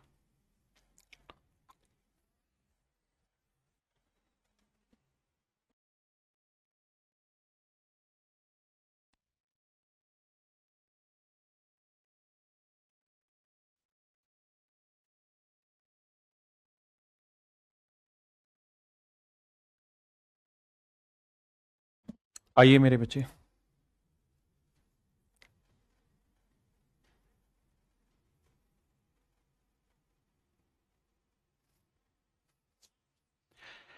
कहता है जब x को 9 15 21 और 31 में से प्रत्येक में जोड़ा जाता है, 9 15 21, 9 15 21 और 31 में जोड़ा जाता है, तो प्राप्त संख्याएं समानुपात में होती है। तो 15 और 9 का डिफरेंस 6, 21 और 31 का डिफरेंस 10। बहुत बढ़िया। रेशियो लोगे मेरे बच्चे, 2 तिया 6, 2 5 10। फिर क्या तरीका सिखाया? तरीका ही सिखाया मेरे प्यारे बच्चों, 5 को इसके पहले से और 3 को इसके पहले से। तो 5 3 45 और 21 दिए 63, और बच्चे बटे मेरे प्यारे बच्चों 5 में 3 गया 2, 5 माइनस 3, तो 63 में 45 गया मेरे भाई 18, और 5 में 3 गया 2, काटेंगे आंसर आया 9। यानी x की वैल्यू कुछ और नहीं 9। अब यहां रखते हैं, 9 तीय 27 में से 2 गया मेरे प्यारे बच्चों 25, और 9 5 45 और 4 49। मुझे सवाल में कह रहा है कि इनका मीन प्रोपोर्शन बताइए, यानी मुझे 25 और 49 के प्रोडक्ट का मीन प्रोपोर्शन निकालना है। मतलब 2 नंबर का तो यही तरीका है, 25 का 5, 49 का 7, 5 7 35। यानी मेरे नन्हे मुन्ने प्यारे बच्चों, option B is your right answer. मेरे प्यारे बच्चों, ऑप्शन बी आपका करेक्ट आंसर है। करिए भाई।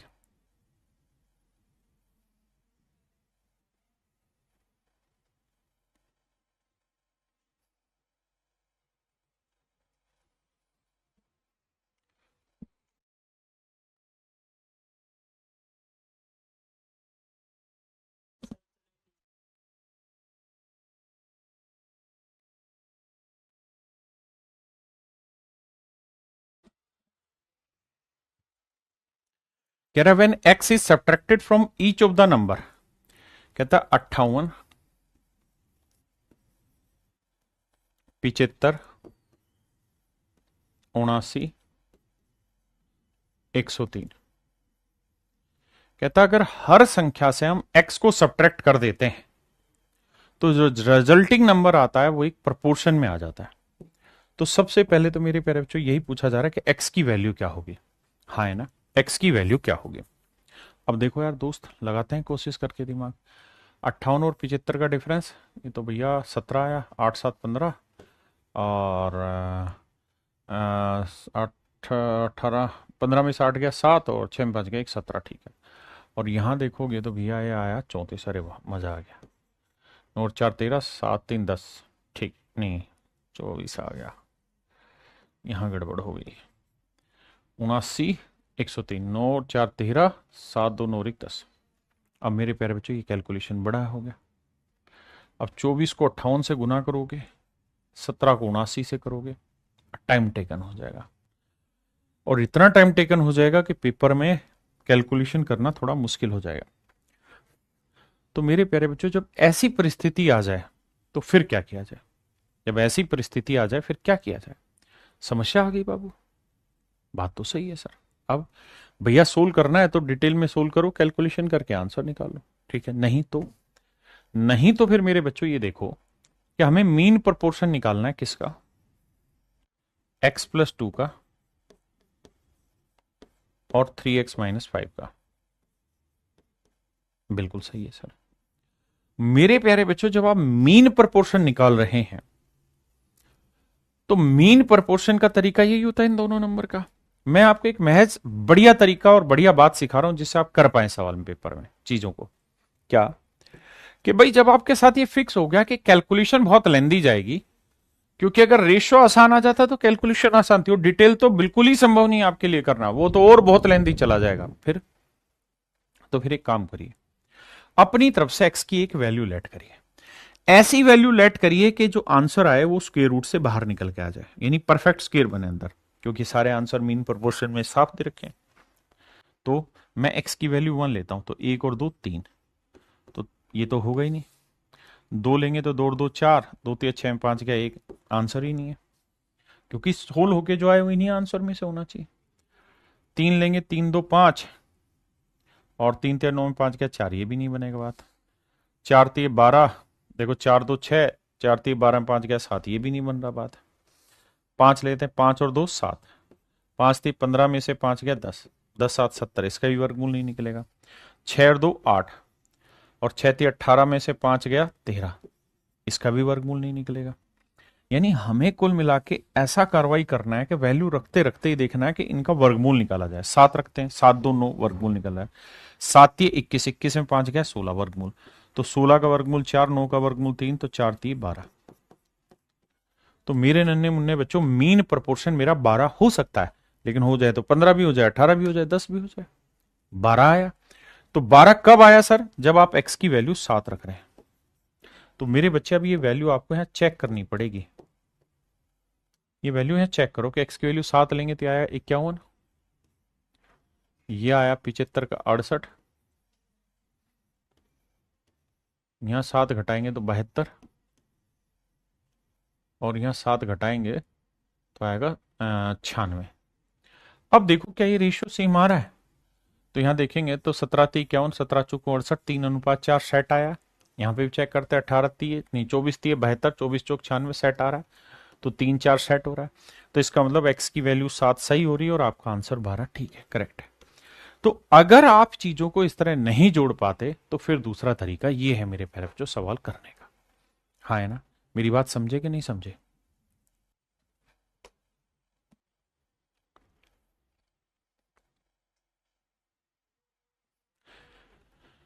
अब बात करते हैं मेरे प्यारे बच्चों हम type of ratio. Type of ratio जो होता है इसमें क्या होता है कि कुछ शब्द हैं, उन शब्दों को आपको समझना है। देखो यार, एक शब्द होता है जिसको हम कहते हैं कंपाउंड रेशियो, हिंदी में बोलते हैं मिश्रित अनुपात। अगर आपको ऐसे रेशियो दे रखा हो A:B, C:D, E:F और इनका कंपाउंड रेशियो बताओ, तो A/B गुना C/D गुना E/F, यानी इन सब को आपस में मल्टीप्लाई करते चले जाइए। ये हो गया मेरे प्यारे बच्चों कंपाउंड रेशियो। अगर आपसे पूछा जाए डुप्लीकेट रेशियो, तो डुप्लीकेट जो है ना, इस शब्द का अर्थ ही हिंदी में होता है वर्ग अनुपात, वर्ग अनुपात। मतलब अगर A:B आपको दिया हुआ है, A:B दे रखा और पूछा है कि इसका डुप्लीकेट रेशियो बताओ, तो मतलब इसका भी वर्ग करो, इसका भी वर्ग करो। अगर इसके आगे सब लगा दे, सब लगा दे, सब डुप्लीकेट बताओ, तो सब डुप्लीकेट का ना वर्गमूल करो। यानी अगर मान लीजिए कोई दे रखा है A:B दिया हुआ रेशियो, तो इसका सब डुप्लीकेट हो जाएगा वर्गमूल। ट्रिप्लीकेट का मतलब हुआ मेरे प्यारे बच्चों घनानुपात, घनानुपात मतलब क्यूब रेशियो। तो अगर A:B है तो उसका क्यूब करेंगे तो क्यूब रेशियो। अगर सब वर्ड आ जाएगा ट्रिप्लीकेट के पीछे, जैसे आ गया सब ट्रिप्लीकेट, तो मतलब क्यूब रूट करना है, घन मूल अनुपात निकालना है। अगर मेरे बच्चे हम बात करें इनवर्स रेशियो, तो इनवर्स का मतलब उल्टा करके लिखना है। जैसे A:B का इनवर्स रेशियो बताओ, तो 1/A:1/B। तो ये सिंपल सिंपल शब्द हैं जिनका रेलवे जैसे एग्जामों में बहुत इस्तेमाल होता है। अब मेरे बच्चे पहले सवाल पे आते हैं, बताइए। ये कोमा लगे हुए 3, 1 2 3, करिए।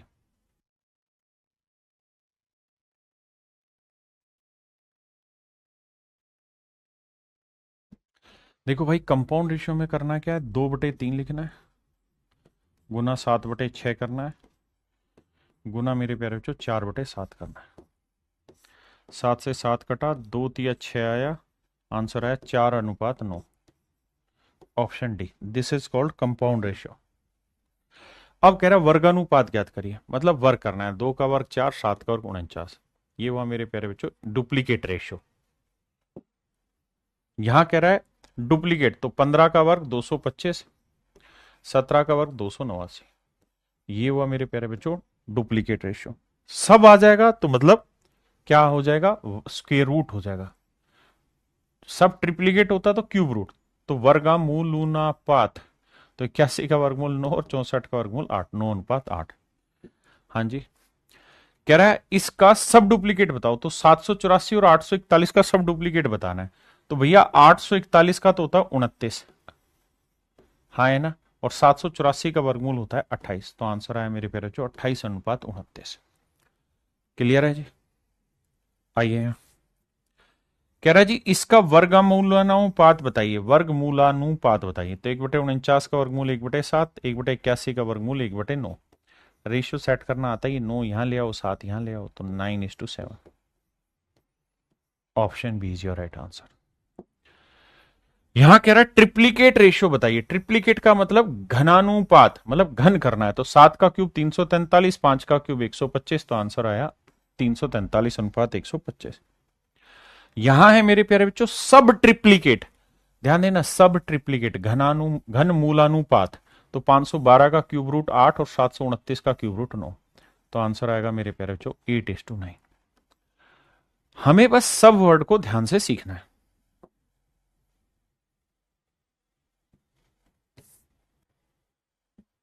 देखिए यार, यहां पे आपको क्या करना होगा कि पहले क्यूब रूट देखेंगे, क्योंकि हमें सब ट्रिप्लीकेट है। तो 1728 का क्यूब रूट 12 है, 2197 का क्यूब रूट 21 है।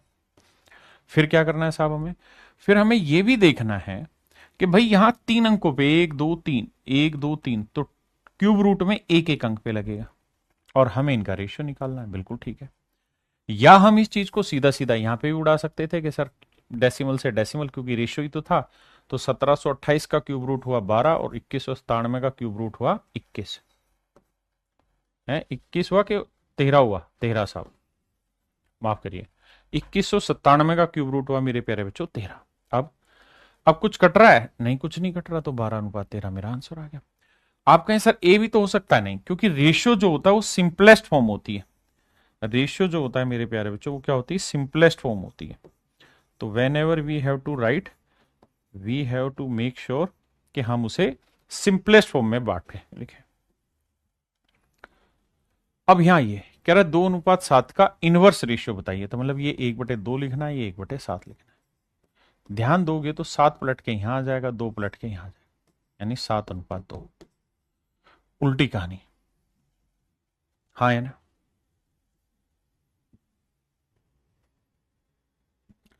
अब मेरे प्यारे बच्चों हम आ रहे हैं टाइप 7 में। टाइप 7 में जो क्वेश्चन है वहां डायरेक्ट और इनवर्स प्रोपोर्शनल है। देखो यार, डायरेक्ट और इनवर्स का, डायरेक्ट को इसको बोलते हैं अनुपात, सीधे सीधे अनुपात, और इसको बोलते हैं व्युत्क्रमानुपात। इसको व्युत्क्रमानुपात बोलते हैं, इसको हिंदी में देखता हूं अभी सवाल के थ्रू क्या होता है। तो अनुपाती की बोलते हैं डायरेक्ट को। कहानी क्या है मेरे प्यारे बच्चों, कि मैं आपको ये कहूं, जैसे आपने टाइम एंड वर्क में चीजें पढ़ी होंगी कि भाई राम किसी काम को, या राम और श्याम है, इसकी स्पीड है 20 किलोमीटर पर आवर और इसकी स्पीड है 30 किलोमीटर पर आवर। आप पढ़ेंगे आगे, जब टाइम एंड डिस्टेंस देखेंगे तब जानेंगे इस बात को और अच्छे से, कि अगर इनकी स्पीड 20 और 30 है और मैं कहूं किसी सर्टेन डिस्टेंस को चलने में इनके टाइम का रेशियो क्या होगा, तो आप ये कहेंगे कि सर हम कोई एक ऐसी डिस्टेंस मान लेते हैं जो इससे भी भाग चली जाए, इससे भी, तो 60 किलोमीटर मान लेते हैं डिस्टेंस। तो सर अगर 20 किलोमीटर पर आवर की स्पीड से 60 किलोमीटर जाएगा 3 घंटे लेगा, और 30 की स्पीड से 60 जाएगा तो 2 घंटे लेगा। तो मेरे प्यारे बच्चों, हम कह रहे हैं कि इनकी स्पीड का जो रेशियो है वो है मेरे प्यारे बच्चों 2:3। काटोगे तो 2:3 आया। जबकि इनके टाइम का जो रेशियो है वो क्या है मेरे प्यारे बच्चों, 3:2। अगर स्पीड का रेशियो 2:3 है तो टाइम का रेशियो मेरे प्यारे बच्चों 3:2 होगा। यानी जो रेशियो स्पीड का होता है उससे एग्जैक्ट उल्टा रेशियो टाइम का होता है। हम इस बात को ऐसे कहते हैं कि भाई स्पीड का जो रेशियो होता है ना, वो इनवर्सली प्रोपोर्शनल होता है किसके, टाइम का। ये जो है ये साइन दिखाता है प्रोपोर्शन का, प्रोपोर्शन का, प्रोपोर्शन का।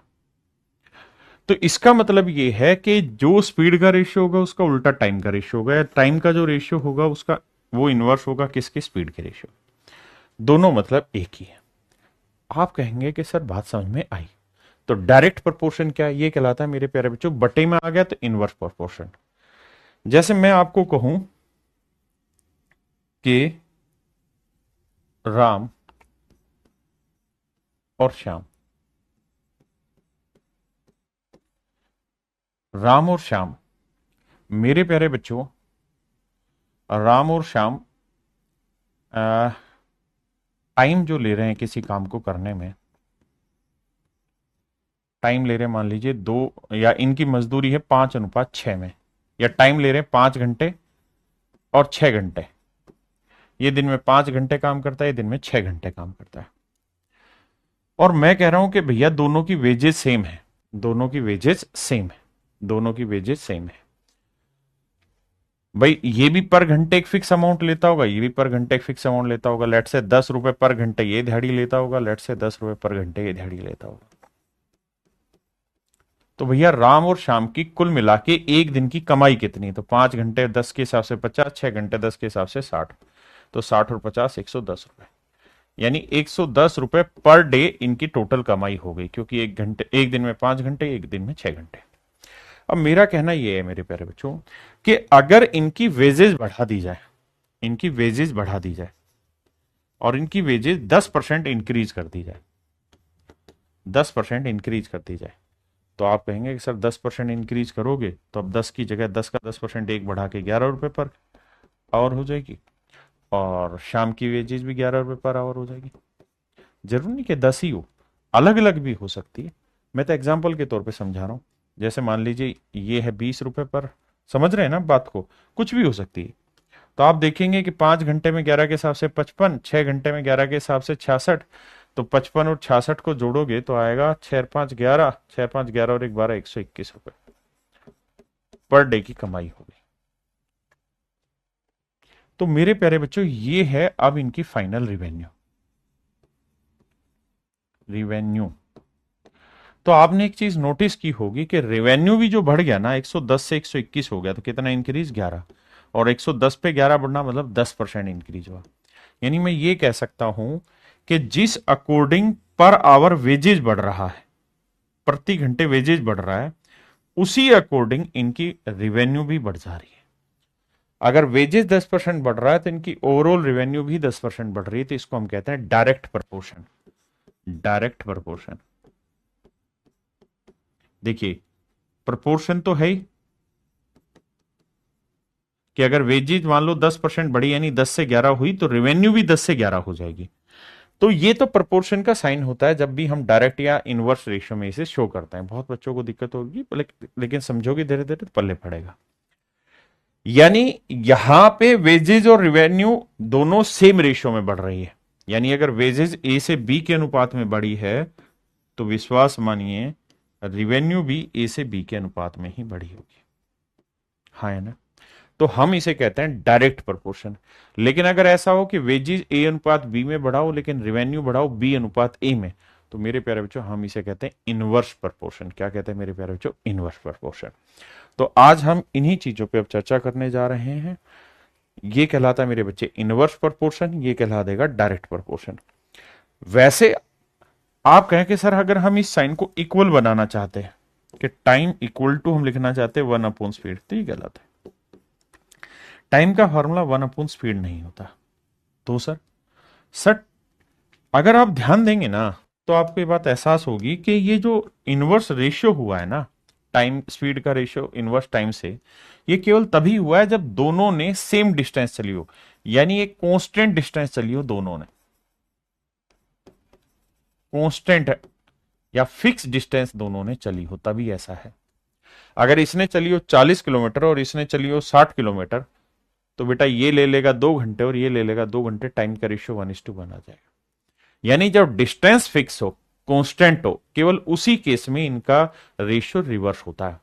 तो जब भी ये डायरेक्ट या इनवर्स प्रोपोर्शन के साइन दे और आपको इक्वल कुछ करना हो, इक्वल का साइन लगाना हो, तो यहां कोई अपनी तरफ से कोई कांस्टेंट वैल्यू ऐड कर लेना। अब किस जगह पे कौन सी कांस्टेंट वैल्यू ऐड होगी ये धीरे धीरे अगले चैप्टरों में आप सीखोगे। अगर टाइम स्पीड का फंडा है तो हर हाल में कांस्टेंट वैल्यू डिस्टेंस होगी, यानी डिस्टेंस यहां कांस्टेंट होगी। बाकी अलग अलग जगह पे अलग अलग चीजें कांस्टेंट होगी। तो जब भी अगर इनको इक्वल के साइन में डालना है, जैसे टाइम इक्वल टू रखना है, तो यहाँ कोई कांस्टेंट वैल्यू रखेंगे अपॉन स्पीड। ये कांस्टेंट कुछ भी हो सकता है, ठीक है। टाइम स्पीड का कहानी है तो ये हर हाल में डिस्टेंस ही होगा, क्योंकि जब डिस्टेंस सेम होगी तभी डिस्टेंस अपॉन स्पीड टाइम कहलाता है। क्लियर है? अब मैं कुछ सवाल लेता हूं, धीरे धीरे बात समझाऊंगा। आइए, सवाल में कह रहा है, इंग्लिश में पढ़ना फिर हिंदी में पढ़ेंगे। A is inversely proportional to the cube of B. कहता है जो ए है वो इनवर्सली प्रोपोर्शनल है किसके? क्यूब ऑफ बी के। ए बी के घन का व्युत्क्रमानुपाती है, ठीक है। अगर मेरे बच्चे मुझे इनको इक्वल का साइन देना है तो मुझे हर हाल में यहां कोई कांस्टेंट वैल्यू ऐड करनी हो, तभी ऐसा होगा, क्योंकि किसी कांस्टेंट वैल्यू की वजह से ही ये इनवर्स हुए होंगे। अब सवाल में कह रहा है अगर ए की वैल्यू 3 लेते हैं तो बी की वैल्यू 2 होती है, तो 2 का क्यूब 8 इंटू के। बड़े ध्यान से मेरी बात सुनिए। कह रहा है यदि ए की वैल्यू 3 लेते हैं तब बी 2 होता है। If a is 3 then b is 2। अगर ए की वैल्यू 3 लेते हैं तो बी की वैल्यू 2 होती है। तो 2 की पावर 3 8, 8 थी 24, तो मेरे प्यारे बच्चों के की जो वैल्यू आई वो 24 है। बिल्कुल ठीक है। अब अगर आप ध्यान देंगे तो ये बेसिक फंडा था, बिल्कुल सर। इस फंडे में ए इक्वल टू 1/b³ इंटू के था और के की वैल्यू निकल गई 24, तो इसका मतलब ये वैल्यू आ गई 24। अब कह रहा है लेकिन नई सिचुएशन दे रहा हूं मैं, यदि ए की वैल्यू 8/9 हो तो बी की वैल्यू क्या होगी। अब कह रहा है अगर ए की वैल्यू 8/9 ले लें भाई, ए की वैल्यू मेरे प्यारे बच्चों क्या ले लें? 8/9 ले लें, तो बी की वैल्यू क्या होगी? 8 या 24, तो b³ की वैल्यू आई 27। तो मेरे प्यारे बच्चों बी की वैल्यू आई 3। तो मेरे नन्हे मुन्ने प्यारे बच्चों बी की वैल्यू आई 3। हाँ जी।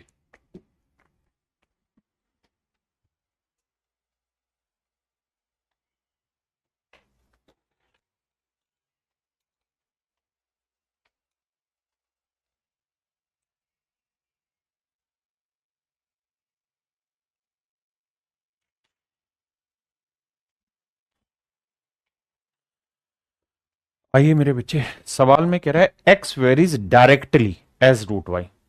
कहता है x जो है वो डायरेक्टली प्रोपोर्शनल है रूट वाई के। मतलब x को जब मैं इक्वल का साइन दूंगा ना रूट वाई के, तो यहां मुझे कोई कांस्टेंट वैल्यू मल्टीप्लाई करनी होगी। अब पहली कंडीशन में कह रहा है जब y की वैल्यू 20.5 है, 20.25 है, तो x की वैल्यू 18 है। कहता है x की वैल्यू 18 होगी और y की वैल्यू होगी 20.25।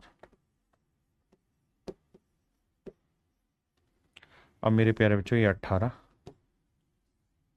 इक्वल टू के 20.25 का मेरे प्यारे बच्चों स्क्वायर रूट क्या होगा? तो साहब आप कहेंगे कि ये होगा 4×5=45 का वर्ग होगा। तो एक डेसिमल 4.5 आएगा, डेसिमल हटाएंगे तो बटे 10 आएगा, 5×9=45 आएगा, 5×2=10 आएगा, 9×2=18 आएगा, 2×2=4। यानी मेरे बाबू के की जो वैल्यू आ गई वो आ गई 4। के की वैल्यू कितनी भाई? 4। पक्का? अब इस वाले फंडे में मैं के की वैल्यू रखना चाह रहा हूं, इस वाले फंडे में मैं के की वैल्यू रखना चाह रहा हूं। तो x इक्वल टू के की वैल्यू आ गई 4 इंटू रूट वाई। एक्स की वैल्यू 7.2 है।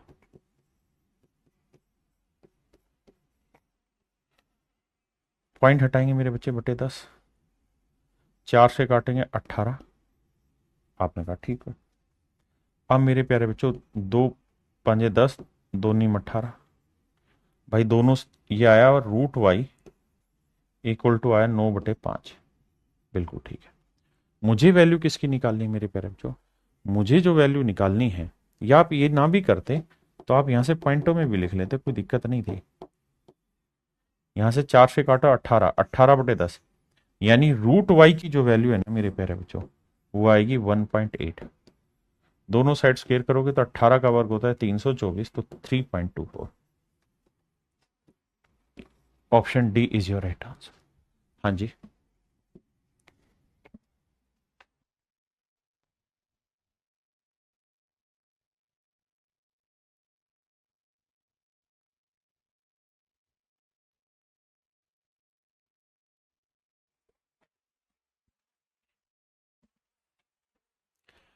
देखो मेरे भाई सवाल में कह रहा है कि ए जो है वो बी के डायरेक्टली है लेकिन सी के इनवर्स है। ए जो है वो डायरेक्टली प्रोपोर्शनल है बी के, बट इनवर्सली प्रोपोर्शनल है सी के।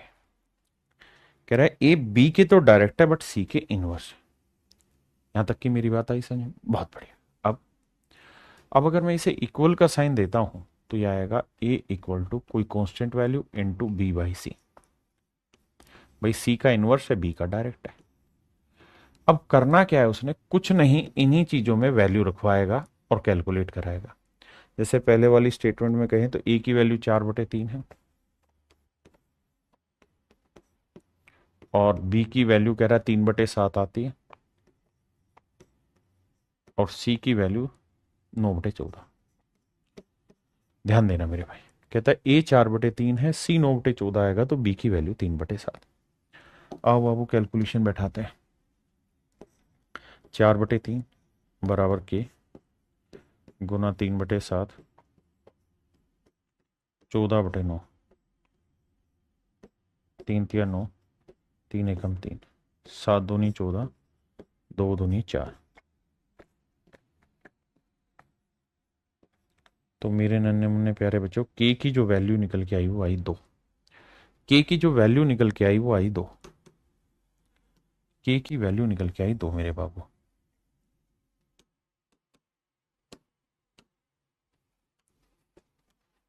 के की वैल्यू निकल के आई 2। अब ये वैल्यू यहां रखनी होगी हमें।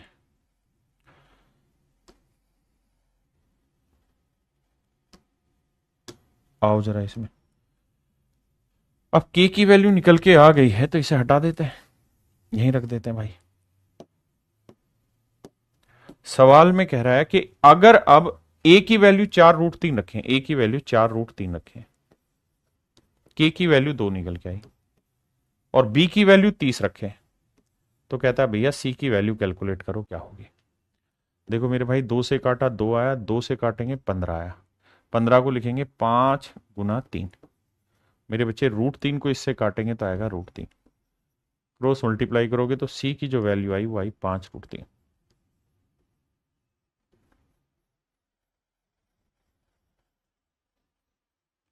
तो मेरे प्यारे बच्चों सी की जो वैल्यू है वो 5√3 है। सी की जो वैल्यू है मेरे प्यारे बच्चों क्या आ रही है, 5√3। और यही मेरे प्यारे बच्चों आपका करेक्ट आंसर।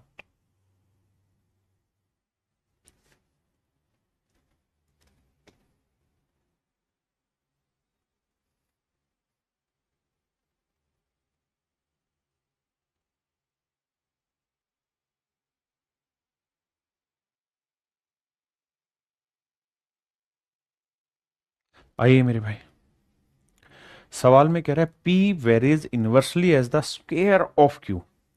कहता है पी जो हो है वो इनवर्सली प्रोपोर्शनल है लेकिन क्यू का नहीं, क्यू के स्क्वायर का। ऐसा मैं नहीं, सवाल कह रहा है। अब भैया इक्वेट करेंगे p इक्वल टू कोई कांस्टेंट वैल्यू इंटू 1/क्यू स्क्वायर।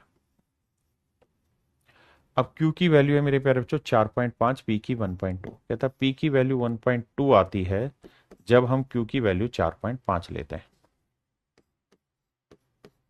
1/4.5 का स्क्वायर। तो आप कहेंगे साहब k की जो वैल्यू डायरेक्ट आएगी 1.2 इंटू 4.5 का स्क्वायर। देखो मेरे बच्चे अब ध्यान से, k की वैल्यू यही रहने देते हैं। हाँ जी, अब आगे की कहानी सेट करते हैं, इतने में ही सोल्व हो जाएगा सवाल।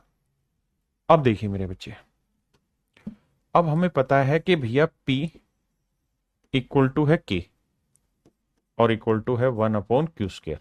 बिल्कुल ठीक है। अब अगली लाइन में कह रहा है जब p की वैल्यू 0.3 रखोगे, p की वैल्यू 0.3 रखोगे तो कहता है q का क्या मान होगा। तो k की वैल्यू क्या है मेरे बच्चे, ये वाली 1.2 और 4.5 का स्क्वायर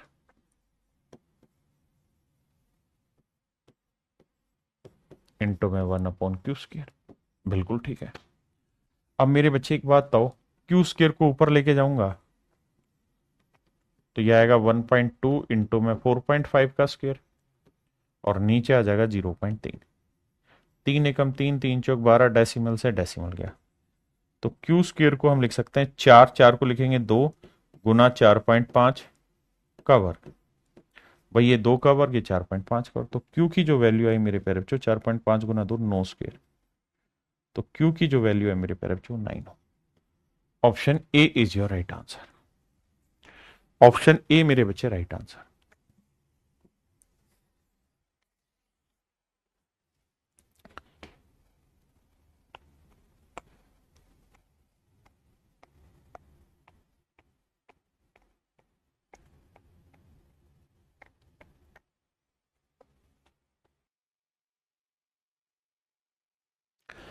देखिए मेरे बच्चे, सवाल में कह रहा है, कहता है r varies directly as S.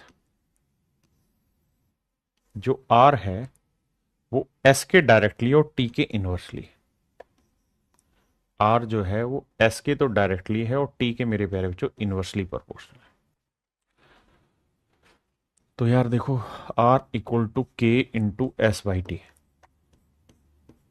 अब कह रहा है अगर आर की वैल्यू 2/3 लोगे तो इक्वल टू के, तो एस की वैल्यू आएगी 4/21 और टी की वैल्यू है 5/7। तो पलट के लिखूंगा तो मेरे बच्चे 7/5। आओ मेरे भाई, 3 से काटेंगे 7, 7 से 7 गया, 2 से काटेंगे 2 आया। तो मेरे नन्हे मुन्ने शेरों के की जो वैल्यू आई वो आई 5/2। आपने कहा बिल्कुल ठीक है। अगर के की वैल्यू 5/2 है तो अब आगे की चर्चा,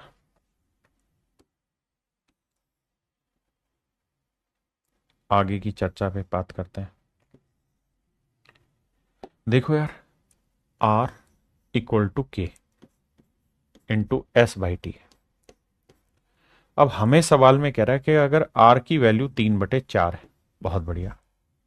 के की वैल्यू मेरे प्यारे बच्चों 5/2 है, बहुत बढ़िया। एस की वैल्यू हमें फाइंड आउट करनी है और 1/टी, टी की वैल्यू का उल्टा कर दो। तो टी की वैल्यू 1/9, तो पलटेंगे तो आ जाएगा 9/1। ठीक है भैया। अब कहता है बाबू वैल्यू निकाल दो एस की। देखो यार, 2 से काटेंगे 2 आएगा, बिल्कुल ठीक है। 3 से काटेंगे 3 आएगा, तो 5 दिए करेंगे 15, 15 दूनी 30, तो मेरे प्यारे बच्चों एस की जो वैल्यू आएगी वो आएगी 1/30। ये मेरे सवाल का राइट तरीका हो, सही आंसर निकालने का तरीका ही हो।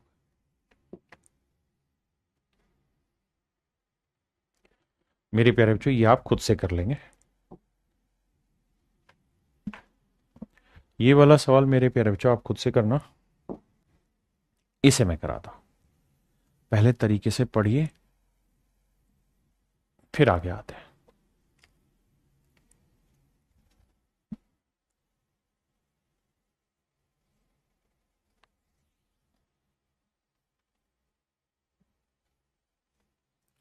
देखिए मेरे बच्चे, सवाल में ये कह रहा है कि किसी वस्तु की गिरती ऊंचाई यानी हाइट में जो डिक्रीज हो रहा है वो बेसिकली समय यानी जो टाइम है उसके वर्ग के समानुपाती है। ऐसा मैं नहीं कह रहा, सवाल कह रहा है द फॉलोइंग हाइट, यानी हाइट जो नीचे जाती जा रही है वो किसी ऑब्जेक्ट की वो डायरेक्टली प्रोपोर्शनेट है किसके, to the square of the time. मतलब सर वो ये कह रहा है कि हाइट जो गिर रही है वो डायरेक्टली प्रोपोर्शनेट है टाइम के वर्ग के, यानी हाइट इक्वल का साइन कोई कांस्टेंट वैल्यू इनटू टाइम का स्क्वायर। बहुत सुंदर।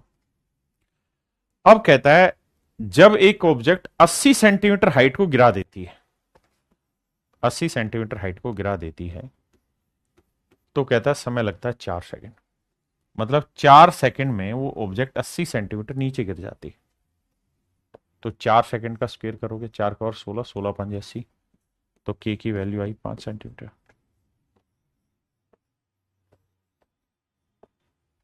के की वैल्यू आई मेरे प्यारे बच्चों 5 सेंटीमीटर। हाँ जी,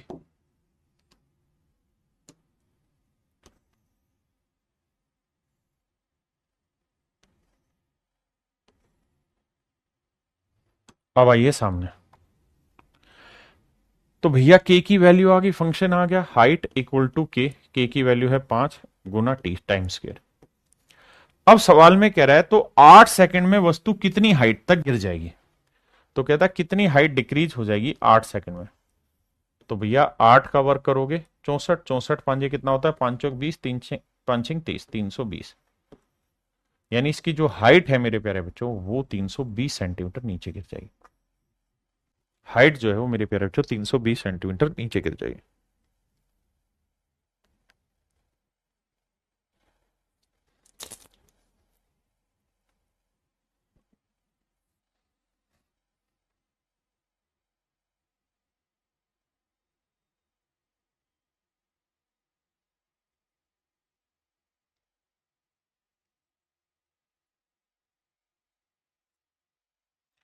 देखिए मेरे बच्चे, सवाल में क्या कह रहा है, कह रहा है द फ्यूल कंजप्शन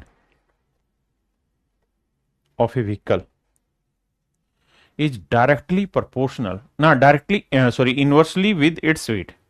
कहता फ्यूल की जो कंजप्शन है वो इनवर्सली प्रोपोर्शनल है इसके वेट के। अगर हम इक्वेट करें तो कोई कांस्टेंट वैल्यू होगी जिसके कारण ऐसा हो रहा होगा। और सवाल में कह रहा है एक कार दैट वेट 3800 पाउंड। कहता है एक कार है जिसका वजन 3800 पाउंड है। कार का वजन है मेरे प्यारे बच्चों 3800 पाउंड, सॉरी माफ करिएगा, कार का वजन है 3800 पाउंड। तो कहता है कि जो हाईवे पे जो इसकी माइलेज पर है, पर पाउंड जो है या जो भी है वो 25 मिलीग्राम हो जाती है। सवाल में कह रहा है कि अगर गाड़ी का वजन 3800 पाउंड होता है तो उसकी जो खपत है वो 25 एमपीजी हो जाती है। तो मेरे भाई यहां से अगर हम कैलकुलेट करें तो के की वैल्यू आएगी 25 गुना 3800। बहुत बढ़िया जी। अब अगली लाइन में कह रहा है एक ऐसी कार का ईंधन खपत ज्ञात करनी क्या होगी जिसका वजन इतना हो। तो भैया कंजप्शन निकालनी है, के की वैल्यू आपको दर की 25 गुना 3800 गुना में 1/वेट, और वेट दे रखा है मेरे प्यारे बच्चों 4750। आ जाओ जी, अब करते हैं कार्रवाई। जीरो से तो जीरो निपटाओ, 25 से निपटाओगे 25 दूनी 50, 25 8 200, 16 419, ये आया 19। 19 से काटोगे 19 दूनी 38, 20, यानी इसकी फ्यूल कंजप्शन जो है वो 20 मिलीग्राम एमपीजी जो भी यूनिट होगी उसमें रहेगी।